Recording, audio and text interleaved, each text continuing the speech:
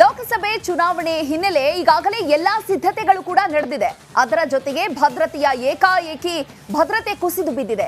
ಮನೆಯಲ್ಲಿದ್ದ ಮಹಿಳೆ ಆಸ್ಪತ್ರೆ ಸೇರಿದ್ರೆ ಕುಸಿದ ಮನೆಯ ಹಿಂದೆ ಕಾಂಟ್ರಾಕ್ಟರ್ ನಿರ್ಲಕ್ಷ್ಯದ ಆರೋಪ ಕೇಳಿ ಬಂದಿದೆ. ಈ ಕುರಿತು ಒಂದು ರಿಪೋರ್ಟ್ ಇಲ್ಲಿದೆ.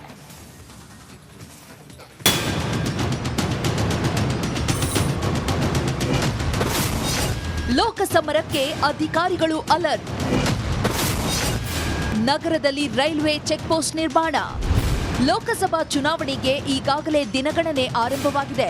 ಚುನಾವಣಾ ಅಧಿಕಾರಿಗಳು ಸಹ ನಗರದಾದ್ಯಂತ 100ಕ್ಕೂ ಹೆಚ್ಚು ಚೆಕ್ ಪೋಸ್ಟ್ಗಳನ್ನು ನಿರ್ಮಿಸಿ ಆಮಿಷದ ವಸ್ತುಗಳು ನಗರದೊಳಗೆ ಬರದಂತೆ ಹದ್ದಿನ ಕಣ್ಣಿಟ್ಟಿದ್ದಾರೆ. ಇದೀಗ ರೈಲ್ವೆ ಇಲಾಖೆ ಕೂಡ ರೈಲ್ವೆ ಚೆಕ್ ಪೋಸ್ಟ್ ನಿರ್ಮಾಣಕ್ಕೆ ಮುಂದಾಗಿದೆ. ಗಡಿ ಭಾಗದಿಂದ ಬರುವಂತಹ ರೈಲುಗಳ ಮೇಲೆ ಹೆಚ್ಚಿನ ನಿಗಾ ಇಡಲಾಗಿದ್ದು ಆರ್ಪಿಎಫ್ನ 20 ತಂಡಗಳನ್ನು ರಚನೆ ಮಾಡಲಾಗಿದೆ.